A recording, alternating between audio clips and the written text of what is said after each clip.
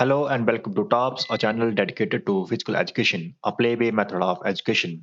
Here we are covering growth and development, जिसमें हमने introduction to growth and development कर लिया था। आज का हमारा टॉपिक रहेगा meaning and definitions of growth and development. इसके बाद जितने भी बाकी टॉपिक्स हैं वो हम अपनी नेक्स्ट वीडियोस में कवर करेंगे। और साथ में ही जिन व्यूअर्स ने हमारा चैनल सब्सक्राइब नहीं किया है वो हमारा चैनल सब्सक्राइब करें और साथ ही बेल आइकन को प्रेस करें ताकि आपको लेटेस्ट वीडियोस के नोटिफिकेशन मिलते रहे। और जिन व्यूअर्स को इंट्रोडक्शन टू फिजिकल एजुकेशन के जो टॉपिक्स हैं जिसमें meaning, definitions, aim and objectives of physical education, importance of physical education के बारे में देखना है, पढ़ना है, समझना है, वो हमारी एक प्लेलिस्ट है हमारे चैनल पे इंट्रोडक्शन टू फिजिकल एजुकेशन, उसमें वो सभी वीडियोस आपको मिल जाएंगी।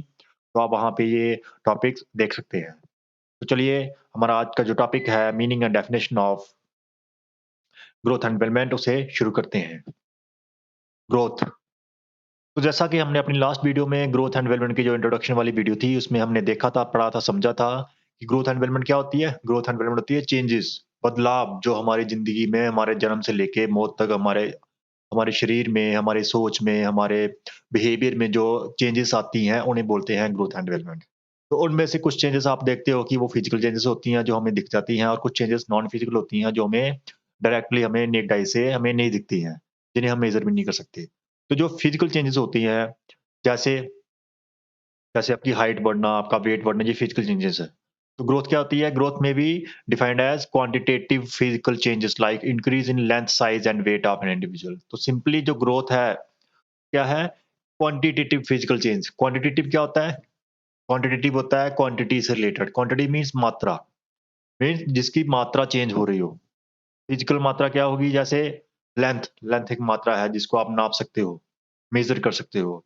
आप सेंटीमीटर में मेज़र कर सकते हो लेंथ को, मीटर में मेज़र करते हो, किलोमीटर में कर सकते हो।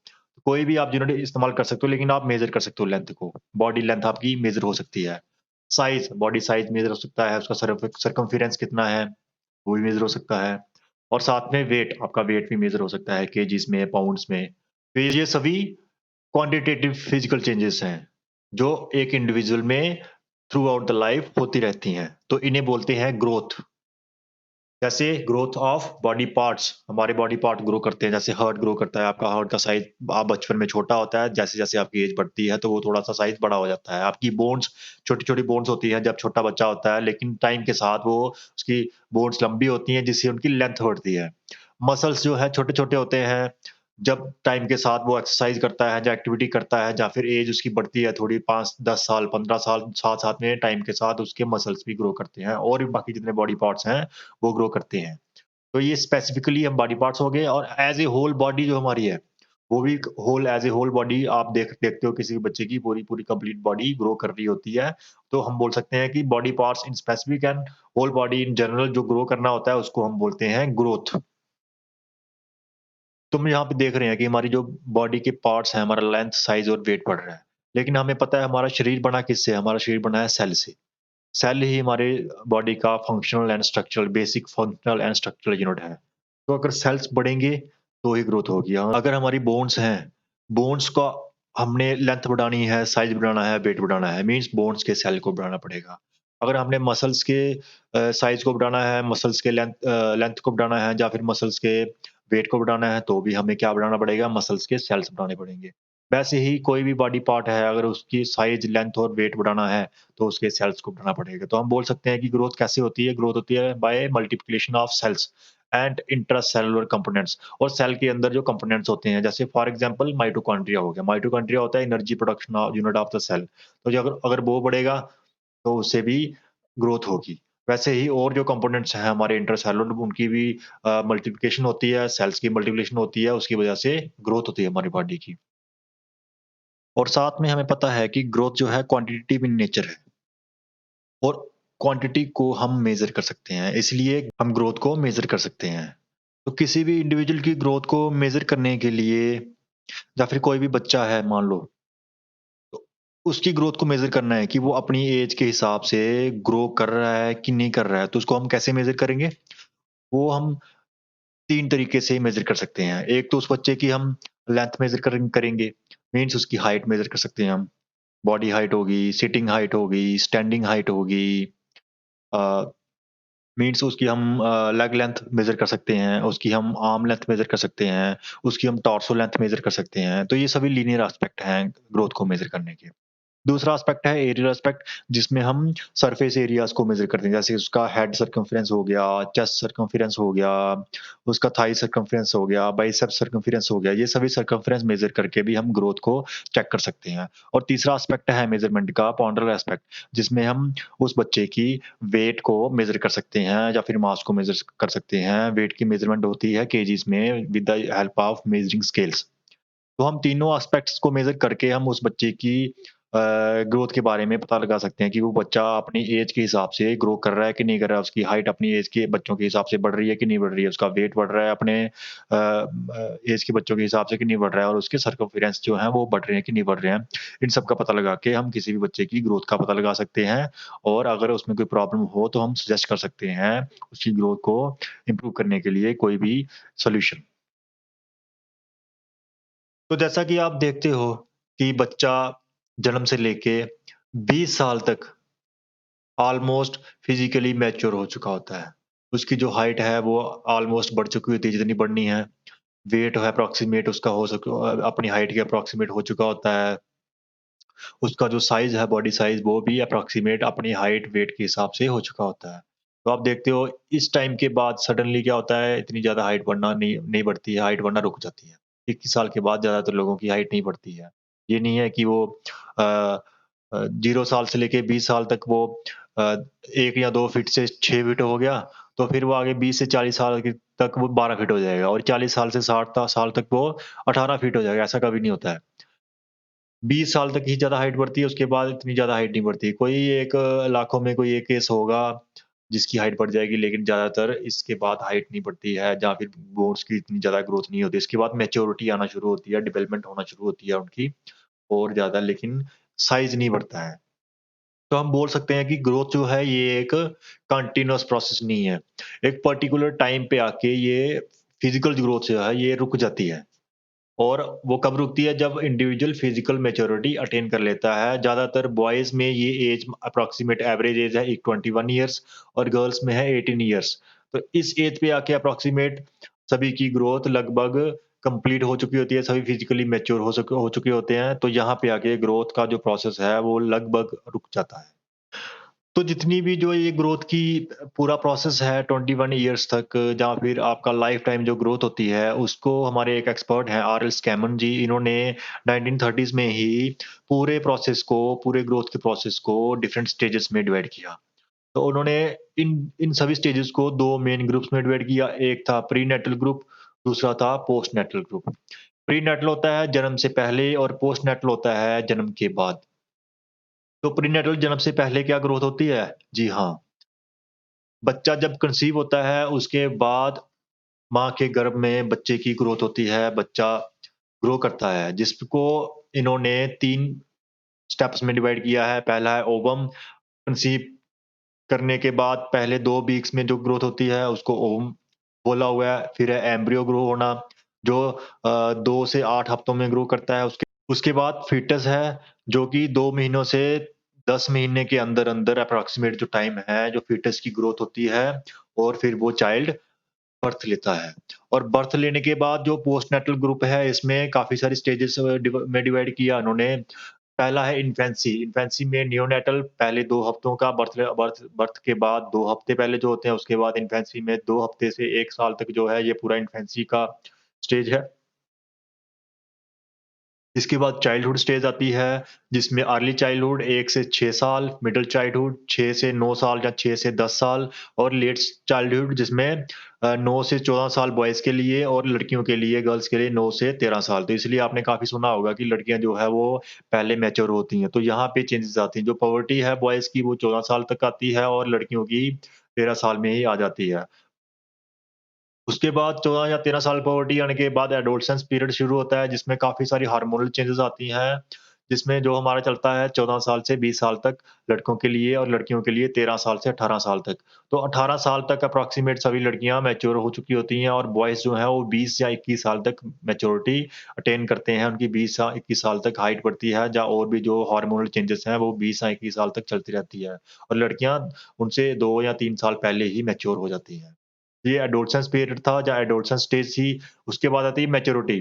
मीन्स 18 साल के बाद के तक पहुँचते-पहुँचते लड़कियाँ सभी मैच्योर हो जाती हैं और बॉयज़ जो हैं वो 20 साल तक पहुँचते-पहुँचते मैच्योर हो जाते हैं। फिर वो स्टेज चलती है 18 टू 20 इससे लेके 60 साल तक। मैच्योरिटी की स्टेज रहती है जिसमें इंडिविजुअल परफ़ॉर्म करता है अपनी लाइफ़ में। 60 साल के बाद बुढ़ापा आ जाता है जिसको सेनिलिटी बोलते हैं, तो 60 साल के बाद जितनी भी एज रहेगी उसको बुढ़ापे में काउंट करते हैं। तो इन्होंने ये डिफरेंट स्टेजेस में ग्रोथ को डिवाइड किया है, पोस्टनैटल ग्रुप और प्रीनैटल ग्रुप में।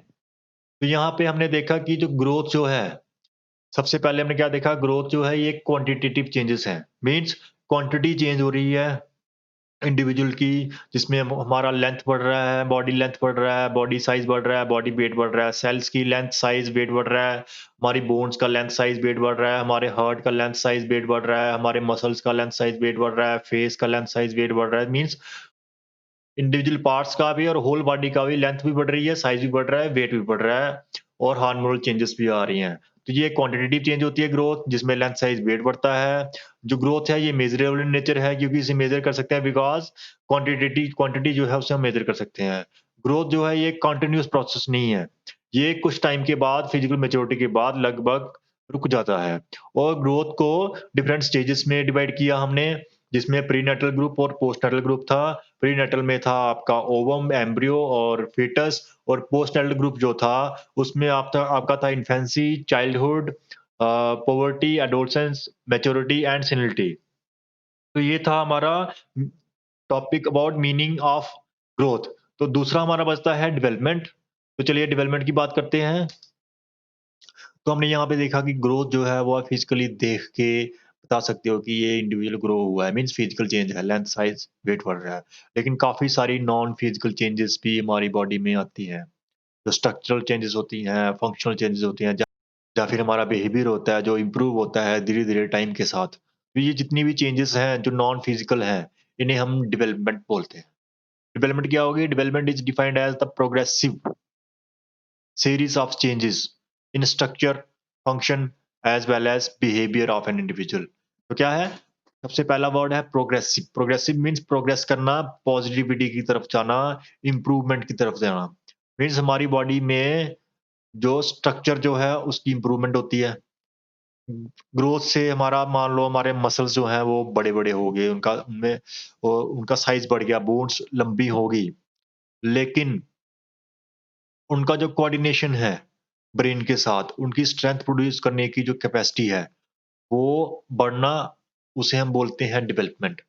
ग्रोथ होगी हमारा सिर्फ़ साइज़ बढ़ रहा है। हमारा जो है मसल्स के साइज़ काफ़ी बड़े-बड़े हो गए। लेकिन उन मसल्स ने जो फ़ोर्स प्रोड्यूस करनी है, जो रिक्वायर्ड फ़ोर्स चाहिए किसी भी एक्टिविटी को करने के लिए, वो होती है कोऑर्डिनेशन से। किसका कोऑर्डिनेशन? मसल्स का, बोन्स के साथ कोऑर्डिनेशन, मसल्स का ब्रेन के साथ कोऑर्डिनेशन, जो कार्डियोवैस्कुलर सिस्टम है, इसके साथ कोऑर्डिनेशन। तो ये पूरा कोऑर्डिनेशन जो इम्प्रूव हो रहा है, ये हमें बाहर से नहीं दिखेगा।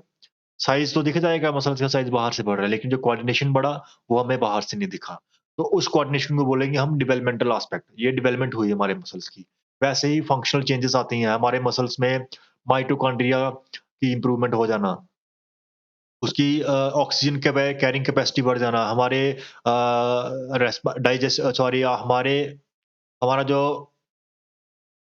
हमारा जो सर्कुलेटरी सिस्टम है, उसकी कैपेसिटी बढ़ना कि वो लैक्टिक एसिड को टॉलरेट कर सके और उसे वहाँ से बफर आउट कर सके। ये एक फंक्शनल कैपेसिटी है। ये इम्प्रूव होना, अगर आप ट्रेनिंग करते हो तो आपकी लैक्टिक एसिड टॉलरेंस कैपेसिटी बढ़ जाती है। ये फंक्शनल चेंज है। तो इन्हें हम डेवलपमेंटल चेंजेस बोलते हैं। क्या होगी? Progressive series of changes in structure, function as well as behaviour of an individual. Development जो है वो डिफरेंट चेंजेस का कॉम्बिनेशन है। सबसे पहला एस्पेक्ट फिजिकल एस्पेक्ट तो है ही है इसमें, साथ-साथ ही सोशल एस्पेक्ट है, जिसमें हमारी कोऑपरेशन की एबिलिटी बढ़ती है टाइम के साथ-साथ हम सीखते हैं कि दुनिया में कैसे कोऑपरेट करना है बाकी वालों के साथ। टॉलरेट कैसे करना है। कोई चीज़ हमें नहीं मिल रही है तो टॉलरेंट कैपेसिटी भी बढ़नी चाहिए। हमारे पास कोई चीज़ नहीं है, पैसे भी नहीं है लेकिन हमें वो चीज़ की ज़रूरत है। फिर हम टॉलरेट करते हैं कि हमारे पास पैसे नहीं है, हम चोरी नहीं करेंगे। एडजस्ट एडजस्ट करना दुनिया के साथ, दोस्त बनाना, रूल्स फ़ॉलो करना, सोसाइटी के नॉर्म्स जो हैं उन्हें उन्हें फ़ॉलो करना, ये सभी क्वालिटीज़ डेवलप हो रही हैं, होती हैं टाइम के साथ धीरे-धीरे। ये एक डेवलपमेंटल एस्पेक्ट है। इंटेलेक्चुअल एस्पेक्ट में हो गया आपका development of qualities like thinking हमारी बढ़ती है, रीज़निंग एबिलिटी बढ़ती है हमारी, इमेजिनेशन एबिलिटी बढ़ती है टाइम के साथ, प्रॉब्लम सॉल्विंग हमारी अच्छी होती है, अटेंशन बढ़ती है और डिसीज़न मेकिंग बढ़ती है। तो ये सभी क्वालिटीज़ हमारी टाइम के साथ बढ़ती रहती हैं, लाइफ़ टाइम हम सीखते रहते हैं कुछ ना कुछ। नेक्स्ट है emotional aspect, development of emotional stability. बच्चे जो हैं अपने इमोशंस को कंट्रोल नहीं कर सकते, लेकिन जैसे-जैसे उनकी एज बढ़ती रहती है, जैसे-जैसे वो मैच्योर होते जाते हैं, तो वो अपने इमोशंस को कंट्रोल करना भी सीख जाते हैं। ये एक डेवलपमेंटल एस्पेक्ट है, उनमें डेवलपमेंट हो रही है। फिजिकली नहीं दिख रहा, लेकिन डेवलपमेंट हो रही है उनमें, उनमें चेंजेस आ रही हैं।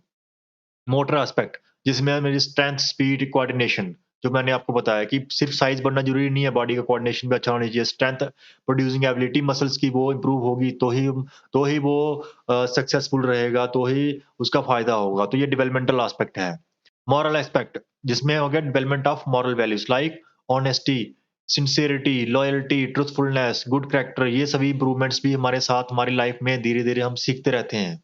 Spiritual aspect जिसमें believing that there exists a natural power and urge to unite with that power means एक नेचुरल पावर है जो पूरी दुनिया को कंट्रोल कर रही है और उसके साथ जुड़ने की उससे मिलने की आशा ये स्पिरिचुअल एस्पेक्ट भी टाइम के साथ धीरे-धीरे इम्प्रूव होता है। तो आपने ये देखा कि ये जितने भी एस्पेक्ट हैं, सोशल हो गया, इंटेलेक्चुअल हो गया, इमोशनल हो गया, मोटर एस्पेक्ट हो गया, मॉरल एस्पेक्ट हो गया, स्पिरिचुअल क्वालिटीज़ हो गई। तो जितनी भी क्वालिटीज़ हैं, ये नॉन फिजिकल हैं। ये फिजिकली आप नहीं देख सकते कि इंडिविजुअल में इम्प्रूव हो रही है कि नहीं हो रही है, बट वो होती हैं। तो इन्हें हम डेवलपमेंटल एस्पेक्ट बोलते हैं। तो ग्रोथ हो गया फिजिकल चेंजेस और डेवलपमेंट होगी complete structural, functional, and behavioral changes in an individual. It is increase in functional capacity. It is improvement in behavior of an individual. Growth is acquisition of skills like बोलना सीखना, learning expressions, express करना सीखना, and relating with other individual दूसरों के साथ relate करना, उनके expression को रीड करना सीखना, ये एक डेवलपमेंटल एस्पेक्ट है, ये फिजिकली चेंजेस से नहीं आता है। आप कोई किस तरह से एक्सप्रेस कर रहा है, अपने अपने आइडियाज़ को एक्सप्रेस करना, कम्युनिकेट करना दूसरों के साथ, ये सभी डेवलपमेंटल एस्पेक्ट हैं जो हम लाइफ टाइम सीखते रहते हैं। तो हम यहाँ पे कह सकते हैं कि ग्रोथ जो है, ये एक कंटीन्यूअस प्रोसेस भी होता है। Hence, in other words, we can define development as progressive series of qualitative changes in an individual, ranging from physical changes to social, motor, emotional, intellectual, as well as spiritual changes leading towards maturity. तो यहाँ पे क्या बोल रहे हैं कि एक और वर्ड आपने देखा जो आया बीच में क्वालिटेटिव प्रोग्रेसिव चेंजेस तो है लेकिन कौन सी क्वालिटेटिव चेंजेस क्वालिटेटिव्स कौन सी होती हैं ग्रोथ में आपने देखा क्वांटिटेटिव क्वांटिटी इंक्रीज हो रही है लेकिन डेवलपमेंटल कौन सी होगी क्वालिटी यहाँ पे क्वालिटी इंक्रीज हो रही है ग्रोथ से तो आपकी क्वांटिटी बढ़ गई लेकिन उसकी क्वालिटी इंप्रूव करना उसे हम क्या बोलते हैं उसे हम डेवलपमेंट बोलते हैं जो फिजिकल से लेके सोशल क्वालिटी बढ़ना मोटर क्वालिटी आपकी इमोशनल इंटेलेक्चुअल क्वालिटी और स्पिरिचुअल चेंजेस आना इन सबको हम बोलते हैं डेवलपमेंट तो यहाँ पे हमने देखा ग्रोथ जो है एक तो क्वालिटेटिव चेंज है, प्रोग्रेसिव चेंज है। तो ये क्वालिटेटिव और प्रोग्रेसिव चेंजेस जितनी भी होती हैं, आपने देखा है ये जितनी भी चेंजेस हैं, ये सिर्फ़ 20 साल तक नहीं होती है। आप ज़िंदगी भर नई-नई चीज़ें सीखते जाते हो। आप ज़िंदगी भर सोशली एडजस्ट करना सीखते हो। आप ज़िंदगी भर नई-नई साइकोलॉजिकल इमोशंस जो हैं उनको कंट्रोल करना सीखते रहते हो। आप ज़िंदगी भर नई-नई मॉरल वैल्यूज़ सीखते हो। तो हम कह सकते हैं कि ग्रोथ ग्रोथ जो था वो कंटीन्यूअस प्रोसेस नहीं था लेकिन डेवलपमेंट जो है ये कंटीन्यूअस प्रोसेस है and never ends till death और मौत तक ये खत्म नहीं होता। क्यों खत्म नहीं होता? क्योंकि ज़िंदगी भर हमारा एनवायरनमेंट जो है वो चेंज होता रहता है और उस एनवायरनमेंट में एडजस्ट करने के लिए हमें नई-नई क्वालिटीज़ सीखनी पड़ती हैं, चाहे वो सोशल क्वालिटीज़ हो, इमोशनल क्वालिटीज़ हो, साइकोलॉजिकल क्वालिटीज़ हो या फिर फिजियोलॉजिकल कैपेसिटीज़ हो। तो इन्हें हमें इम्प्रूव करना ही पड़ता है, इनका फंक्शन और स्ट्रक्चर हमें इम्प्रूव करना ही पड़ता है। इसीलिए ये जो डेवलपमेंटल प्रोसेस है it never ends till death and it is both qualitative as well as quantitative in nature. Development जो है वो इंटीग्रेट करती है हमारी साइकोलॉजिकल एंड फिजियोलॉजिकल कैपेसिटीज को। जो हमारी फिजियोलॉजिकल कैपेसिटीज है उनको इंटीग्रेट करके साइकोलॉजिकल कैपेसिटीज के साथ एक कंप्लीट इंडिविजुअल को डेवलप करती है ताकि वो अच्छे तरीके से परफॉर्म कर सके। और डेवलपमेंट जो है it is by product of heredity and environment. Means heredity क्या होती है? हेरिडिटी होती है जो हमें पेरेंट्स से जीन्स के जरिए हमें जो मिला हो। और एनवायरनमेंट क्या होता है? एनवायरनमेंट होता है किसी भी इंडिविजुअल का एनवायरनमेंट क्या होगा? उस इंडिविजुअल को छोड़ के जो भी उसके सराउंडिंग में है उसे उसका एनवायरनमेंट बोलते हैं। कोई भी चीज़ हो, चाहे वो उसके पेरेंट्स हैं, उसकी फैमिली है, उसका स्कूल है, उसका फिजिकल एनवायरनमेंट है, ज्योग्राफी है, उसकी कहाँ पे रहता है वो, क्या पॉलिटिकल सिचुएशन है वहाँ पे, इसकी इकोनॉमिकल सिचुएशन क्या है, उसको डाइट कैसे मिलती है, ये सभी एनवायरनमेंट में आते हैं। तो डेवलपमेंट क्या है? एक हेरिडिटी और एनवायरनमेंट का बाय प्रोडक्ट है, दोनों डेवलपमेंट को अफेक्ट करते हैं। अगर एनवायरनमेंट अच्छा होगा तो भी डेवलपमेंट अच्छी होगी, अगर हेरिडिटी अच्छी होगी तो भी डेवलपमेंट अच्छी होगी। तो हमने यहाँ पे ग्रोथ एंड डेवलपमेंट दोनों के मीनिंग को देखा और डेफिनेशंस को देखा, जिसमें ग्रोथ जो थी वो फिजिकल चेंज थी, physical change in length, size और वेट, जो कि एक नॉन कंटीन्यूअस प्रोसेस था, किस समय आके वो रुक जाता है। वहीं दूसरी ओर जो डेवलपमेंट है ये एक कंटीन्यूअस प्रोसेस होता है, which never ends till death. जिंदगी भर हम डेवलप करते रहते हैं, कुछ नई नई चीजें सीखते रहते हैं। और डेवलपमेंट जो है बहुत qualitative and quantitative in nature है, और डेवलपमेंट जो है वो हेरिडिटी एंड एनवायरनमेंट पे डिपेंड करता है।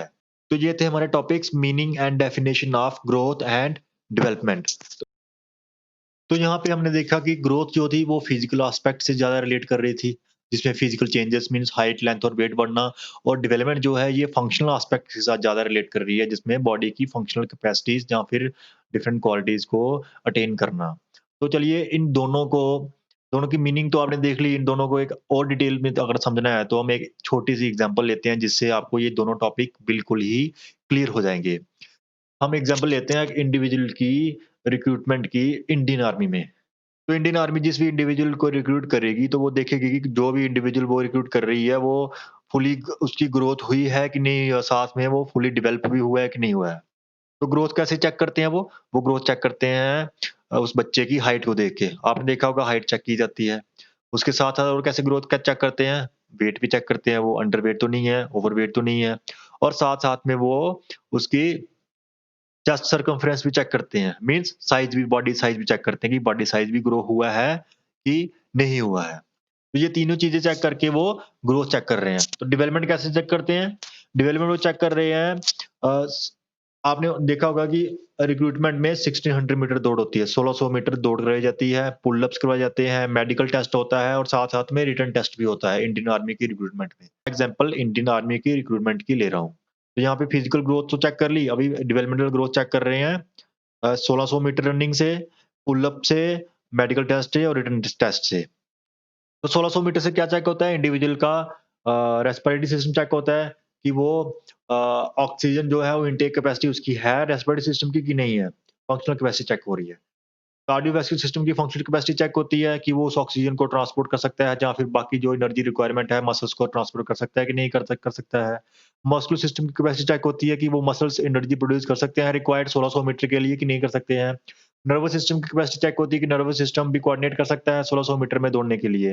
या फिर अदर जो बॉडी सिस्टम्स हैं जो रिस्पांसिबल हैं एनर्जी प्रोडक्शन के लिए और साथ-साथ में रिकवरी के लिए, इन सबकी फंक्शनल कैपेसिटी चेक हो रही है 1600 मीटर से। तो इससे डेवलपमेंटल कैपेसिटी चेक हो रही है इंडिविजुअल की।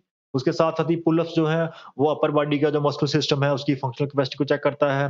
जो रिटन टेस्ट है, वो चेक करता है मेंटल एबिलिटी को कि ब्रेन जो है उसका डेवलप हुआ है, वो उस अपने सराउंडिंग्स को जनरल जनरल अवेयरनेस उसकी है कि नहीं है, उसकी अंडरस्टैंडिंग अबाउट एनवायरनमेंट है कि नहीं है, वो चेक की जाती है रिटन टेस्ट से। मेडिकल टेस्ट से जो इंटरनल बॉडी ऑर्गन्स हैं, उनकी फंक्शनिंग चेक होती है कि वो सभी फिट हैं कि नहीं है। अगर आप हायर लेवल की जो जॉब्स हैं, उनमें देखें तो वहाँ पे साइकोलॉजिकल टेस्ट भी होते हैं। जैसे आप सीडीएस का देख लें, वहाँ पे साइकोलॉजिकल टेस्ट होता है एसएसबी में। वहाँ पे इंटरव्यू होते हैं, जो चेक करते हैं आपका सोशल, इमोशनल, मेंटल डेवलपमेंट। ये सब कुछ चेक किया जाता है इंटरव्यूज़ में। और साथ-साथ में और भी काफ़ी सारी क्वालिटीज़ जो हैं, उनको चेक किया जाता है। तो हम कह सकते हैं कि जो ग्रोथ जो है, हम जहाँ पे देखा ग्रोथ जो है वो फिज़िकल वो एक फिजिकल या स्ट्रक्चरल एस्पेक्ट से रिलेट करती है, जैसे हाइट चेक करना, वेट चेक करना, साइज चेक करना। और डेवलपमेंट जो है वो रिलेट करती है फंक्शनल एस्पेक्ट के साथ, जिसमें इंडिविजुअल की functional capacity of different organ systems of the body, functional capacity of individual with respect to environment, जैसे सोशल क्वालिटीज, उसकी emotional qualities, moral qualities, psychological qualities या फिर इंटेलेक्चुअल एस्पेक्ट जो है, इन सबको चेक करना। ये हो गया आपका डेवलपमेंटल एस्पेक्ट। तो यहाँ पे हमने देखा ग्रोथ जो है वो फिजिकल एस्पेक्ट है, और डेवलपमेंट जो है वो आपका फंक्शनल एस्पेक्ट है आपकी बॉडी का। इसी के साथ आपको जितने भी टॉपिक्स मैं आज की बात कवर करूँगा, तो उसका मैं जो स्टडी मटेरियल है, वो मैं लास्ट स्लाइड्स में आपको दे दिया करूँगा। जैसे ये ग्रोथ का स्टडी मटेरियल है, इसके साथ ये दूसरी स्लाइड स्लाइड है ग्रोथ की, ये है डेवलपमेंट का स्टडी मटेरियल, और ये दूसरी स्लाइड है डेवलपमेंट की। तो आपको मैं जो भी स्टडी मटेरियल, जो भी टॉपिक हम कवर करेंगे वीडियोज़ में, उसका स्टडी मटेरियल हम आपको यहाँ पे प्रोवाइड कर दिया करेंगे वीडियो के एंड पे। तो इसी के साथ आज का टॉपिक कंप्लीट होता है, जो था हमारा meaning of growth, meaning and definition of growth and development. Next topic रहेगा हमारा factors affecting growth development. Means जो ग्रोथ एंड डेवलपमेंट की आपके प्रोसेस हैं, कौन-कौन से फैक्टर्स हैं जो उनको अफेक्ट करते हैं? कौन-कौन से फैक्टर्स हैं जिनकी वजह से आपकी ग्रोथ अच्छी हो सकती है, डेवलपमेंट अच्छी हो सकती है, या फिर कौन-कौन से फैक्टर्स हैं जिनकी वजह से आपकी ग्रोथ एंड डेवलपमेंट रुक सकती है, कम हो सकती है? तो ये काफ़ी इंटरेस्टिंग टॉपिक रहेगा नेक्स्ट वाला भी। तो चलिए देखते हैं। आज का टॉपिक भी काफ़ी इंटरेस्टिंग था। जिसको समझ नहीं आया हो, वो एक बार फिर से वीडियो देखे, और अगर फिर भी कोई डाउट हो तो आप कमेंट करके मुझे क्वेश्चन कर सकते हैं, या फिर कोई सजेशन दे सकते हैं कि मैं अपने कंटेंट को और इम्प्रूव कैसे करूँ, अगर आपको मुझे अच्छा नहीं लग रहा है तो। तो लास्ट में फिर से मैं आपसे एक रिक्वेस्ट करता हूँ कि आप हमारे चैनल को सब्सक्राइब करें, ताकि हमें मोटिवेशन मिलती रहे और अच्छी वीडियोज़ को बनाने की। इन व्यूअर्स को इंट्रोडक्शन टू फिजिकल एजुकेशन का मटेरियल चाहिए, वो हमने कुछ वीडियोज़ 5-6 वीडियोज़ बेसिक्स जो हैं इंट्रोडक्शन ऑफ फिजिकल एजुकेशन के, जिसमें aim, objectives, meaning and importance of physical education, वो हमने कवर किए थे। वो आप हमारी प्लेलिस्ट जिसका नाम है इंट्रोडक्शन टू फिजिकल एजुकेशन, वहाँ पे जाके देख सकते हैं। Till then take care, good bye.